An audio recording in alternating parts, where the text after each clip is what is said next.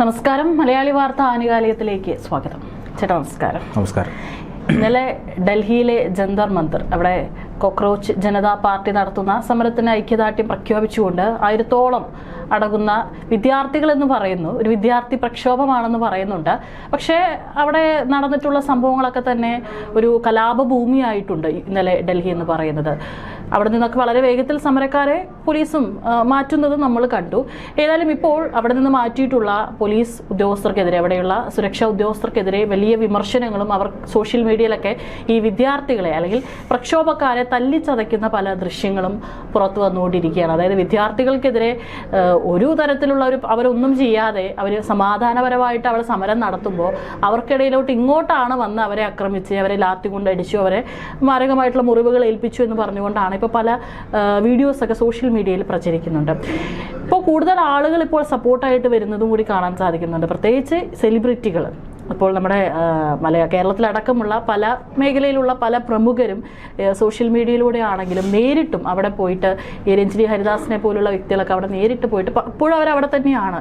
ഇപ്പോൾ ഈ CJP നടത്തുന്ന ഈ ഒരു പ്രക്ഷോഭത്തിന് കൂടുതൽ പിന്തുണ പല ഭാഗത്തു നിന്നും വരുന്നുണ്ട്.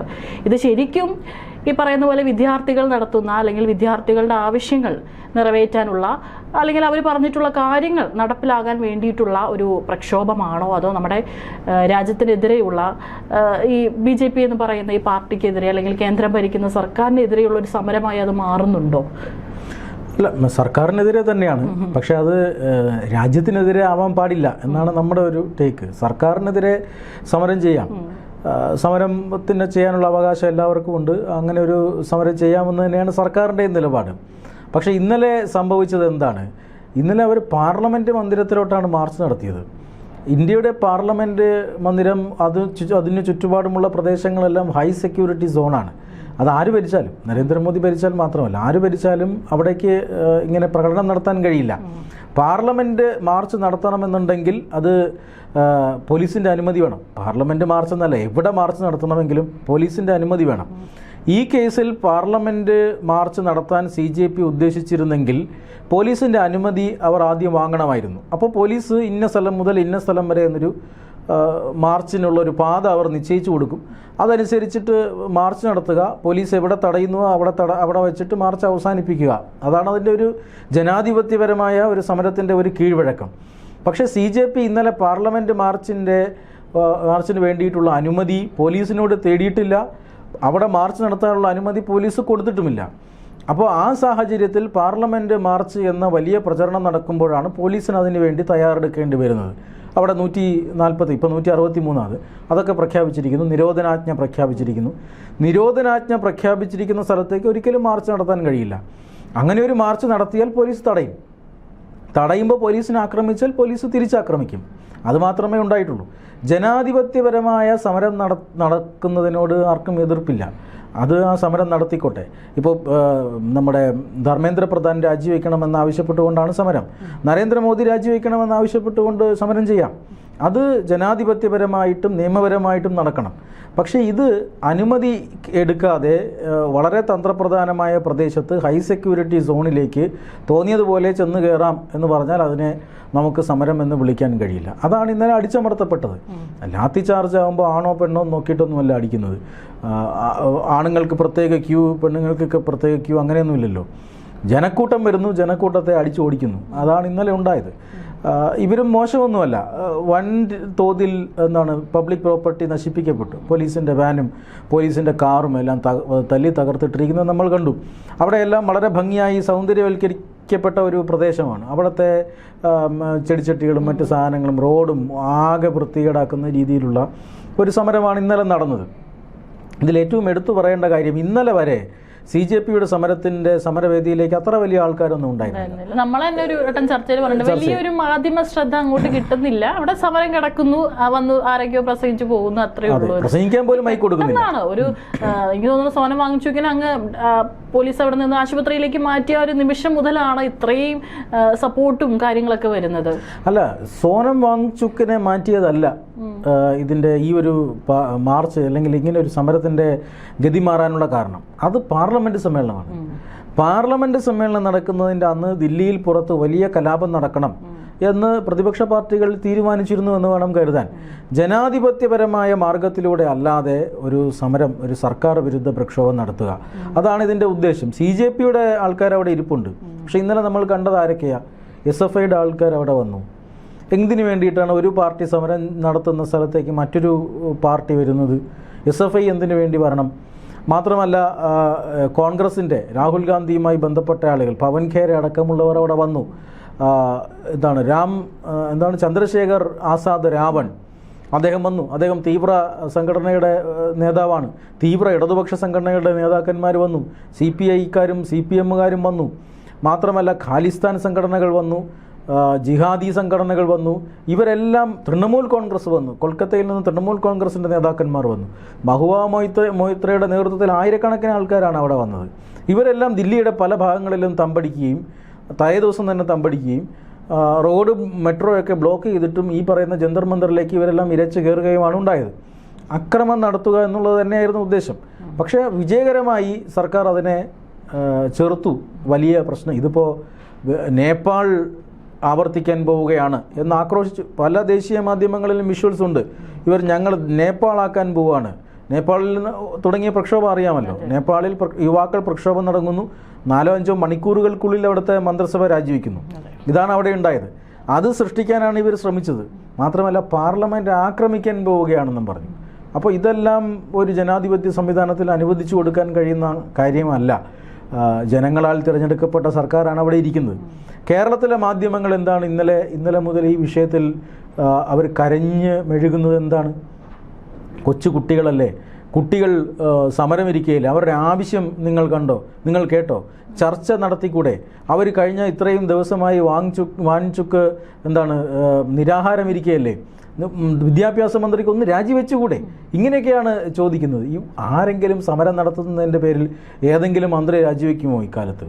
അങ്ങനെയെങ്കിൽ ഈ കഴിഞ്ഞുപോയ മന്ത്രിസഭയിൽ പിണറായി വിജയൻ എത്ര പ്രാവശ്യം, 101 പ്രാവശ്യം രാജിവെക്കേണ്ടതല്ലേ? ആരെങ്കിലും സമരം നടത്തിയെന്ന് പറഞ്ഞിട്ട് ഏതെങ്കിലും പ്രധാനമന്ത്രിയോ വിദ്യാഭ്യാസ മന്ത്രിയോ ഒക്കെ രാജിവെച്ച സമീപകാല ചരിത്രമുണ്ടോ? ഇല്ല. സമരത്തിൻ്റെ പേരിൽ തക്കതായ കാരണമുണ്ടെങ്കിലൊക്കെ, ഇല്ലാതെ ഈ സമരം ചെയ്യുന്നു എന്നതിൻ്റെ പേരിൽ ഒരു മന്ത്രിയും അങ്ങനെ രാജിവെക്കില്ല. അങ്ങനെ രാജിവെക്കണമെന്നുണ്ടെങ്കിൽ അയാൾക്കെതിരെ കൃത്യമായ ആരോപണം ഉണ്ടാവണം, അയാൾ തെറ്റുകാരനാണെന്ന് തെളിയിക്കപ്പെടണം. അങ്ങനെയൊക്കെ ഉണ്ടെങ്കിൽ മാത്രമേ രാജിവെക്കുള്ളൂ. അല്ലെങ്കിൽ ചുരുങ്ങിയ പക്ഷം ആരോപണമെങ്കിലും വേണം.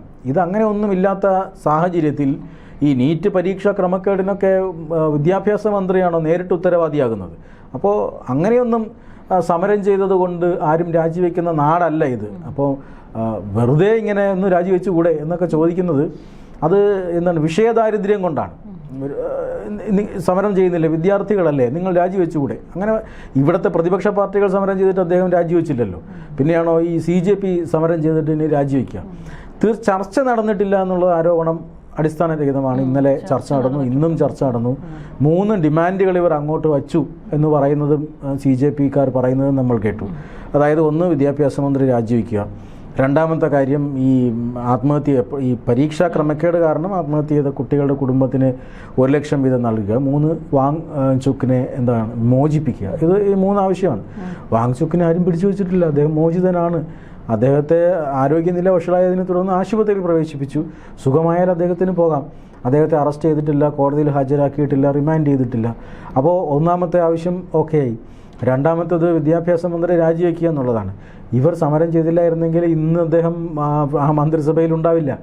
കാരണം മന്ത്രിസഭാ പുനഃസംഘടന നടക്കാനിരുന്നതാണ്. വിദ്യാഭ്യാസ വകുപ്പിൻ്റെ ചുമതല മാറ്റിക്കൊടുക്കാനിരുന്നതാണ്. അത് വേണമെങ്കിലും പരിഹരിക്കപ്പെടാവുന്നതേ ഉള്ളൂ. മൂന്നാമത്തെ കാര്യം, 1 കോടി ധനസഹായം. അതും ഇന്നത്തെ കേന്ദ്ര സർക്കാരിൻ്റെ ഒരു നില അല്ലെങ്കിൽ ഒരു രീതി വെച്ച് നോക്കിയാൽ അതും ഒരുപക്ഷെ കൊടുത്തു എന്നിരിക്കും. പക്ഷേ ആത്മഹത്യ ചെയ്തത് പരീക്ഷാ ക്രമക്കേട് കാരണമാണ് എന്ന് കൃത്യമായി തന്നെ ബോധ്യപ്പെടേണ്ടി വരും. അങ്ങനെ സംബന്ധിച്ച് സ്ഥിരീകരിക്കപ്പെട്ട റിപ്പോർട്ടുകളൊന്നുമില്ല. പരീക്ഷാ ക്രമക്കേട് കാരണമാണ് വിദ്യാർത്ഥി ആത്മഹത്യ ചെയ്തത് എന്ന് അങ്ങനെ വളരെ ചുരുക്കമേ ഉണ്ടാവുകയുള്ളൂ. അപ്പോൾ അങ്ങനെയൊക്കെയുള്ള ഒട്ടനവധി പ്രശ്നങ്ങളുണ്ട്. അതൊക്കെ പരിഗണിക്കാമെന്ന് മന്ത്രി ഉറപ്പ് നൽകിയിട്ടുണ്ട്. എന്നിട്ടും എന്തുകൊണ്ട് ഇന്നലെ കലാപം ഉണ്ടാക്കാൻ ശ്രമിച്ചു? അതാണ് ഏറ്റവും വലിയ ചോദ്യം. പക്ഷേ ഈ പറയുന്നത് പോലെ പ്രകാശ് രാജിൻ്റെ സാന്നിധ്യം, അതോടൊപ്പം തന്നെ കേരളത്തിൽ നിന്നുള്ള ചില വലുതായി സിനിമകളൊന്നും കിട്ടാത്ത ചില നായികമാരുടെ സാന്നിധ്യം, ഇതെല്ലാം സംശയം ഉളവാക്കുന്നതാണ്. കാരണം ധർമ്മസ്ഥല മഞ്ജുനാഥ ക്ഷേത്രത്തിനെതിരെ നടന്ന വലിയ പ്രചരണം നമുക്ക് ഓർമ്മയുണ്ട്. കേരളത്തിലെ മാധ്യമങ്ങളടക്കം അവിടെ ക്യാമ്പ് ചെയ്തുകൊണ്ട് നൂറുകണക്കിന് പെൺകുട്ടികളെ ക്ഷേത്രത്തിനകത്ത് കൊന്നിട്ടുണ്ടെന്നും ബലാത്സംഗം ചെയ്തിട്ടുണ്ടെന്നും അത് അവിടെ തന്നെ കുഴിച്ചു മൂടിയിട്ടുണ്ടെന്നും ഒക്കെയുള്ള ഗുരുതരമായ ആരോപണമാണ് ഉന്നയിച്ചത്. നമ്മളെല്ലാം ഞെട്ടിപ്പോയ ആരോപണമാണ്. പക്ഷേ ആ ആരോപണം ഉന്നയിച്ച വ്യക്തി, അതായത് ഞാൻ കൊന്ന പെൺകുട്ടികളുടെ മൃതശരീരങ്ങൾ ഞാൻ ഇട്ടിട്ടുണ്ട് എന്ന് പറഞ്ഞ ഒരാൾ തലയോട്ടിയും പൊക്കിപ്പിടിച്ച് വരികയാണ്. അങ്ങനെ രാജ്യത്തെ ഞെട്ടിച്ച ഒരു ആരോപണം ഈ തലയോട്ടിയും പൊക്കിപ്പിടിച്ച് വന്ന ആൾ തന്നെ പറയുന്നു അതൊന്നും ശരിയല്ല, അത് വെറുതെ പറഞ്ഞതാണ്, വ്യാജ ആരോപണങ്ങളാണ് എന്ന് അദ്ദേഹം കുറ്റം സമ്മതിക്കുന്നു. അതിനുശേഷം അദ്ദേഹം പറഞ്ഞ ഒരു മൊഴിയുണ്ട്. അതായത് ഈ ഒരു ആ പ്രചരണത്തിന് കോടികൾ ചിലവായിട്ടുണ്ട്, അതെല്ലാം നേതൃത്വം നൽകിയത് പ്രകാശ് രാജാണെന്നും പ്രകാശ് രാജ് ഞാനുമായി നേരിട്ട് സംസാരിച്ചിട്ടുണ്ടെന്ന് അദ്ദേഹം മൊഴി നൽകിയിട്ടുണ്ട്. മാത്രമല്ല, ഞാൻ ഈ പറയുന്ന എന്നെ ഇങ്ങനെ പറയാൻ പ്രേരിപ്പിച്ചവരോട് ചോദിച്ചു, അവർ പണം ഓഫർ ചെയ്തപ്പോൾ ഞാൻ ചോദിച്ചു എന്താണ് എവിടെ നിന്നാണ് നിങ്ങൾക്ക് ഈ പണം കിട്ടുന്നതെന്ന് ചോദിച്ചപ്പോൾ കേരളത്തിൽ നിന്നുള്ള ഒരു മാഡമാണ് ഈ പണം ഞങ്ങൾക്ക് എത്തിച്ചത് എന്ന് മൊഴി കൊടുത്തിട്ടുണ്ട് ആ കേസിലെ പ്രതി. അപ്പോൾ ഇങ്ങനെയൊക്കെയുള്ള സാഹചര്യം നിൽക്കുമ്പോൾ ദുരൂഹമായ വ്യക്തിത്വമാണ് പ്രകാശ് രാജ്. ആ പ്രകാശ് രാജിനോടൊപ്പം ചില ഒന്നോ രണ്ടോ മാഡംസ് ഇവിടെയും ഉണ്ട് എന്ന് നമ്മൾ കാണണം. അപ്പോൾ ഈ സംഗതികൾ തമ്മിൽ കൂട്ടി വായിക്കപ്പെടേണ്ടതാണ്.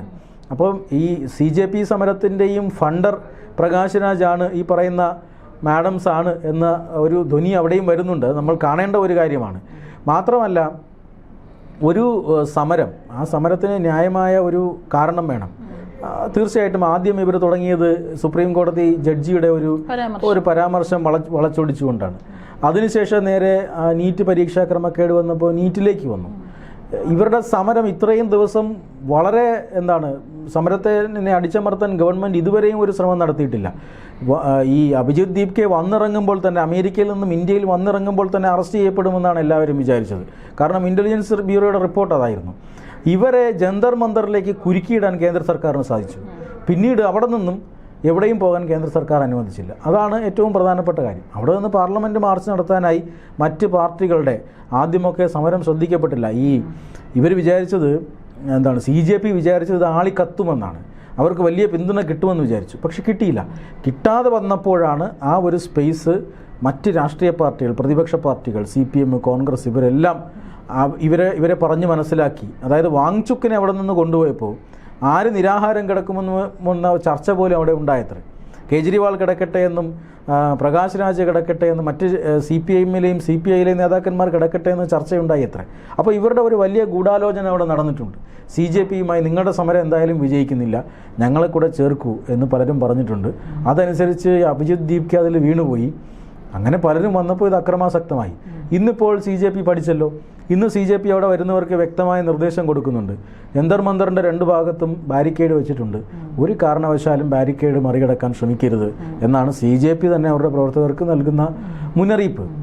ഇത് ഈ സോഷ്യൽ മീഡിയ എക്സിലും ഇൻസ്റ്റഗ്രാമിലൊക്കെ കുറേ വീഡിയോസ്, അതായത് അവിടെയുള്ള കുറേ പ്രാദേശിക മാധ്യമങ്ങൾ അവിടെ ഈ സമരത്തിനെത്തുന്ന ആളുകളോട് ചോദിക്കുമ്പോൾ അവരൊന്നും വിദ്യാർത്ഥികളല്ല, അവരൊക്കെ വേറെ വേറെ കാര്യങ്ങളുള്ള ഒരാൾ തന്നെ സമരത്തിന് സപ്പോർട്ടായിട്ട് വന്നിട്ടുള്ള ഒരു യുവാവ് പറയുകയാണ്, ഞാനിതിന് സപ്പോർട്ടായിട്ടാണ് വന്നത്, പക്ഷെ ഇവിടെ വിദ്യാർത്ഥികളെ കാണാനില്ല.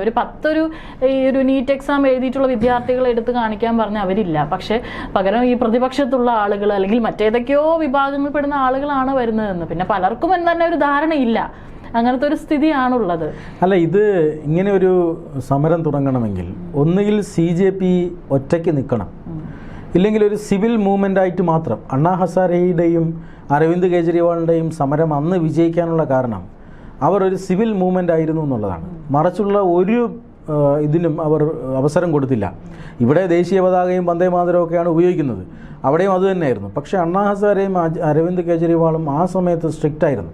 ഒരു പ്രതിപക്ഷ രാഷ്ട്രീയക്കാരനെയും ഞങ്ങൾ ഈ സമരത്തിലേക്ക് കയറ്റില്ല. BJP ഒക്കെ അന്ന് ഈ സമരത്തിന് പിന്തുണ നൽകിക്കൊണ്ട് ആ വേദികളിൽ വരാൻ താല്പര്യം പ്രകടിപ്പിച്ചു. പക്ഷേ BJPക്കാരെ അതിനകത്ത് കയറ്റിയില്ല. അന്നത്തെ പ്രതിപക്ഷമായിരുന്ന BJPക്കാരെ അണ്ണാ ഹസാരെ തൻ്റെ സമരവേദികളിൽ കയറ്റിയില്ല.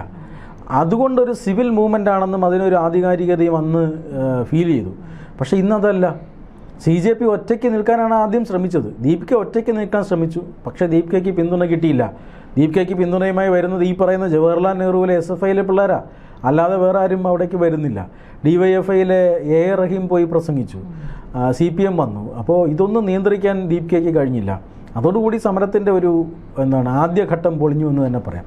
പ്രതിപക്ഷ രാഷ്ട്രീയ പാർട്ടികളെ ഈ സമരത്തിൻ്റെ വേദിയിൽ കണ്ടോ അന്ന് തന്നെ അജണ്ട പൊളിഞ്ഞു. അപ്പോൾ പ്രതിപക്ഷത്തിന് വേണമെങ്കിൽ എന്തുകൊണ്ട് ഈ പറയുന്ന രാഹുൽ ഗാന്ധിയുടെ നേതൃത്വത്തിൽ എന്തുകൊണ്ട് ധർമ്മേന്ദ്ര പ്രധാൻ രാജിവെക്കണമെന്ന് ആവശ്യപ്പെട്ടുകൊണ്ട് ഒരു സമരം ചെയ്തുകൂടാ? കിട്ടില്ല, ജനപിന്തുണ കിട്ടില്ല. അപ്പോൾ അതിൻ്റെ മറവിൽ, സിവിൽ സമൂഹം എന്നുള്ള മറവിൽ ഈ നിഷ്പക്ഷരായിട്ടുള്ള ആൾക്കാരെ കൂടി ഉൾപ്പെടുത്തുക എന്ന ഉദ്ദേശത്തോടു കൂടിയാണ് CJP മൂവ്മെൻറ്റ് വന്നിരിക്കുന്നത്. ഇതിനകത്ത് വിദേശത്ത് നിന്ന് പണം വന്നിട്ടുണ്ട് എന്ന് ഇതോടൊപ്പം തന്നെ ആരോപണങ്ങൾ ഉയർന്നിട്ടുണ്ട്. പ്രകാശ് രാജ് അവിടെ എന്തിനു വന്നു എന്ന് ചോദിച്ചാൽ അതൊരു ഫണ്ടിങ് വശമാണ് എന്ന് നമുക്ക് കൃത്യമായി പറയാം.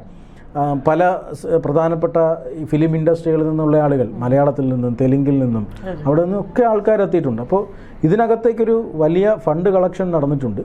അത് ഇതിൻ്റെ ഒക്കെ നിയന്ത്രണം ഒരാളിൽ വേണം, അല്ലെങ്കിൽ ഒരു കമ്മിറ്റിയിൽ വേണമെന്നുള്ളതാണ്. കർഷക സമരം അവരുടെ അഖിലേന്ത്യാ കമ്മിറ്റി തീരുമാനിക്കുന്ന കാര്യങ്ങളെ അതിനകത്ത് നടക്കുള്ളൂ. പക്ഷേ ഇതങ്ങനെയല്ല, ഇത് പ്യുവർലി ഇംമെച്ചുവേർഡാണ്. ഈ അക്രമം കാണിച്ച് പരിചയമുള്ള ആരെങ്കിലും അതിനകത്ത് വരുന്ന ദിവസം അക്രമം നടക്കും, ഇല്ലാത്ത ദിവസം ഇങ്ങനെ. അഭിജിത് ദീപ്കെ എന്തിനാണ് ഇന്ന് ഇത് നിരാഹാര സമരം പിൻവലിച്ചത്? ആ ചോദ്യം പ്രസക്തമാണ്. ഇന്നത്തെ കേരളത്തിലെ മാധ്യമങ്ങൾ ചോദിക്കേണ്ട ചോദ്യമാണ്. വിദ്യാഭ്യാസ മന്ത്രി രാജിവെക്കണം, നരേന്ദ്രമോദി രാജിവെക്കണം എന്നാവശ്യപ്പെട്ടുകൊണ്ടാണ് അവിടെ നിരാഹാര സമരം ആരംഭിച്ചത്. ആദ്യം ആരംഭിച്ചത് വാങ്ചുക്കാണ്. വാങ്ചുക്ക് നിരാഹാര സമരം ആരംഭിക്കുന്നു, വാങ്ചുക്കിനെ ആശുപത്രിയിലേക്ക് മാറ്റുന്നു. പകരം അടുത്തൊരാൾ വരണം, അഭിജിത് ദീപ്കെ. അദ്ദേഹം വന്നു. ഇന്നലത്തെ സംഭവത്തിന് ശേഷം എന്തുകൊണ്ടാണ് അദ്ദേഹം പിൻവലിച്ചത്? അതിനൊരു കാരണം വേണമല്ലോ. കാരണം അദ്ദേഹം ഇതുവരെ പറഞ്ഞില്ല. അദ്ദേഹം ആഹാരം കഴിച്ചു തുടങ്ങി, പകരം ആരും അവിടെ ഇല്ല. അപ്പോൾ സമരം പൊളിഞ്ഞു എന്നല്ലേ അതിൻ്റെ അർത്ഥം. പക്ഷേ ഏതായാലും അവിടെ ആളുകൾ തുടരുന്നുണ്ട്.